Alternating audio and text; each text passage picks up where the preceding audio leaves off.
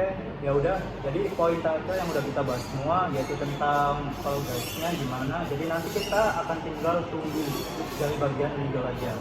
Tapi sambil tunggu follow up semua, kita juga mungkin harus nyiapin apa yang kita perlu siapin dari divisi kita juga. Oke, jadi mungkin untuk saat ini apa ada yang mau kalian sampaikan soal meeting kita kali ini?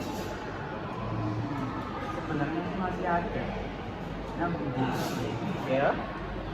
Tadi pas kita ngebahas soal minat bisnis dan dari jadi sesuatu. Oh, apaan tuh? Kayaknya nggak ada jalan down deh.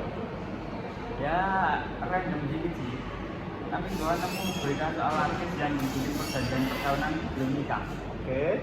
Ternyata itu bisa berdampak besar juga ke aspek hukum bisnis pribadi pasangan. Nah, jadi mikir, sebenarnya itu apaan sih? Kayak penting banget sih. Oh, ini menarik banget juga dibahas ya. Jadi kayak aku juga pernah dapat materi soal itu ya. Bentar, coba aku buka filenya dulu.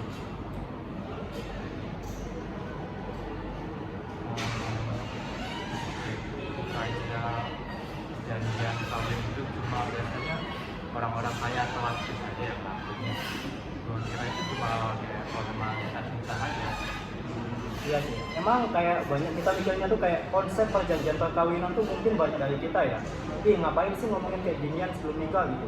Emangnya udah pesimis gitu bakal bisa. Padahal sebenarnya ya kalau dipikir-pikir lebih jauh, kita teliti lagi, justru ngomongin hal kayak gini tuh nunjukin keseriusan dan kedewasaan dalam membangun sebuah rumah tangga gitu ya kan. Karena pernikahan itu kan bukan cuma janji di depan penghulu, tapi juga kontrak sosial dan hukum. Dan kalau kita serius soal masa depan, kenapa nggak sekalian siapin fondasinya dari awal? Karena kayak gini, zaman sekarang gini ya, banyak banget pasangan yang udah makin sadar gitu secara pemikiran tentang gimana tuh transparansi dan akuntabilitas dalam sebuah pernikahan. Gak cuma soal perasaan, hati, dan juga gombal-gombalan semata, tapi soal juga keuangan, tanggung jawab, dan harta benda. Nah, disitulah perjanjian perkawinan tuh masuk, bukan buat nyari celah atau nyari kondisi dimana kalau nanti kita tuh cari dan pisah gitu, tapi lebih ke jaga-jaga antisipasi, kayak upaya asuransi lah, tapi untuk konsep hubungan. Karena kenyataannya tuh, hidup itu nggak cuma selalu soal rencana atau jauh lebih bijak kalau kita siap secara hukum, bukan cuma emosional. Tapi sebenarnya apa sih yang dimaksud perjanjian perkawinan?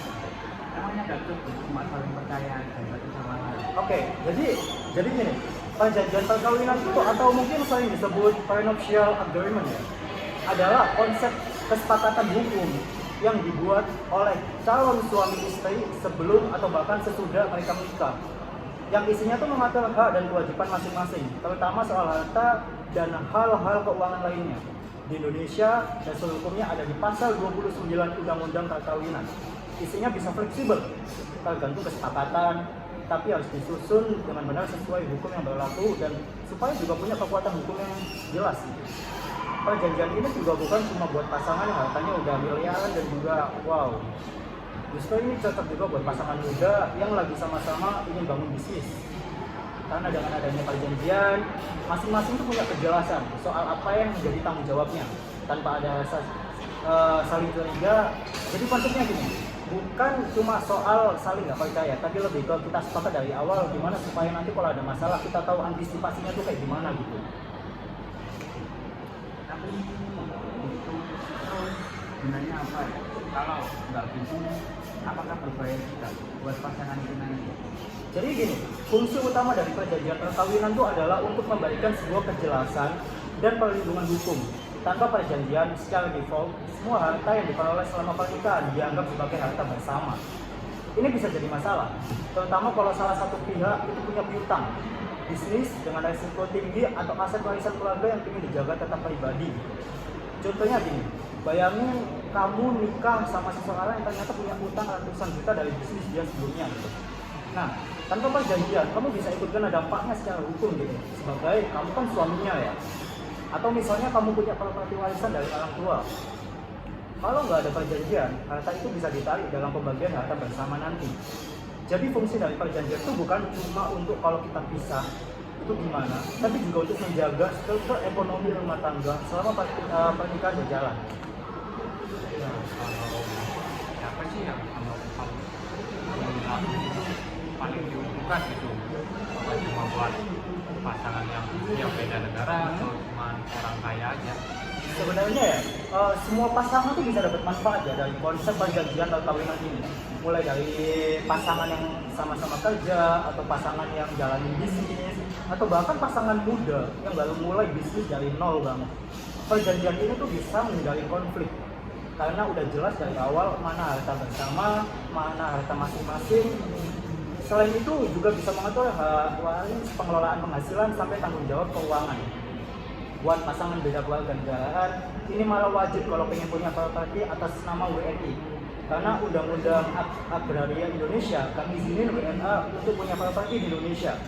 Tapi kalau ada perjanjian pemisahan harta, WNI dalam pernikahan campuran bisa tetap punya properti atas nama dia sendiri gitu. Jadi praktis banget gitu dan solutif. Belum lagi buat perempuan yang pengen tetap punya kemandirian finansial setelah dia nikah, perjanjian ini bisa jadi bentuk perlindungan juga gitu dan solusi buat dia gitu. Nah, terus kalau kita pengen bikin perjanjian ini, prosedurnya itu kayak gimana sih? Gampang atau ribet gitu? Ya, jadi untuk kita bikin perjanjian ini tuh kalian harus datang ya ke notaris buat dibuatin akta yang namanya tuh akta autentik. Kalau perjanjiannya dibuat sebelum nikah, harus ditandatangani dan disahkan sebelum pencatatan pernikahan di KUA atau di Dinas Dukcapil. Tapi sejak ada perubahan hukum, sekarang juga bisa dibuat setelah nikah gitu. Jadi nggak cuma bisa dibuat sebelum nikah, setelah nikah pun juga bisa. Dengan tambahan proses pengesahan dari pengadilan. Jadi ada ketentuannya ya. Tapi secara teknis itu tuh bisa lebih fleksibel. Tapi emang harus sesuai prosedur supaya dia ya punya kekuatan hukum gitu yang tetap.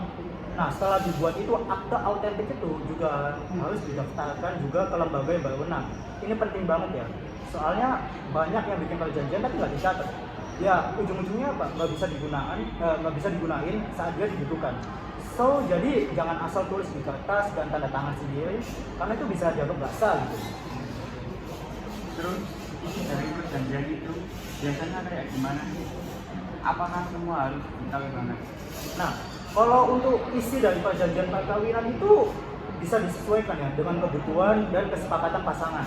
Tapi secara umumnya beberapa klausul yang sering dimuat antara lain itu pemisahan harta itu termasuk sebelum dan sesudah nikah. Yang kedua tuh pengaturan utang masing-masing, yaitu utang suami ataupun utang istri juga. Yang ketiga adalah pembagian penghasilan. Nah, habis itu juga ada hak atas aset tertentu. Jadi semua aset baik itu saham, obligasi, emas, properti dan segala macam itu juga ada hak atas penamaan mereka berdua. Sampai juga pengelolaan bisnis, ini juga termasuk gitu. Jadi bisnis milik suami dan juga bisnis milik istri nanti juga termasuk dalam hal ini. Contohnya, pasangan itu bisa sepakat kalau masing-masing tetap punya tanggung jawab keuangan secara independen ya. Atau sebaliknya gini, memutuskan untuk gabung semua pendapatan, bisa juga dimuat aturan soal siapa yang pegang kendali keuangan dan gimana caranya ambil keputusan investasi. Bahkan kalau ada anak dari pernikahan sebelumnya, bagaimana pembagian tanggung jawab terhadap anak itu gitu. Semuanya bisa diatur, asalkan nggak bertentangan dengan hukum, kesusilaan, dan ketertiban umum. Tapi dulu aku dengar itu katanya perjanjian itu nggak boleh dilakuin setelah nikah. Tapi sekarang kok bisa? Nah, sebenarnya benar banget ya yang dia bilang gitu ya. Dulu perjanjian perkawinan itu cuma bisa dibuat sebelum menikah sesuai dengan pasal 29 ayat 1 Undang-Undang Perkawinan. Tapi putusan Mahkamah Konstitusi nomor 69 tahun 2015 itu mengubah itu. Jadi yang sekarang tuh jadi gini, pasangan yang udah nikah juga bisa bikin perjanjian selama keduanya tuh sepakat dan mendapat pengesahan dari pengadilan gitu. Ini perubahan itu penting banget ya, karena banyak pasangan tuh yang baru sadar perlunya perjanjian setelah menghadapi realita kehidupan dalam pernikahan ya. Ada yang baru mulai usaha, ada yang malah kena kasus utang piutang, atau sekedar ingin bikin struktur finansial yang bagus dan lebih jelas tentunya gitu. Dengan adanya putusan MK ini, hukum tuh jadi lebih responsif dan adaptif ya tentunya terhadap dinamika kehidupan saat ini.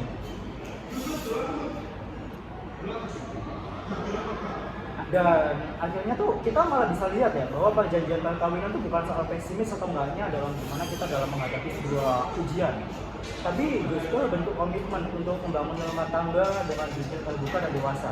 Karena emang cinta itu penting, tapi hukum juga nggak bisa diabaikan, dan dengan kesepakatan yang sehat hubungan pun bisa lebih kuat gitu.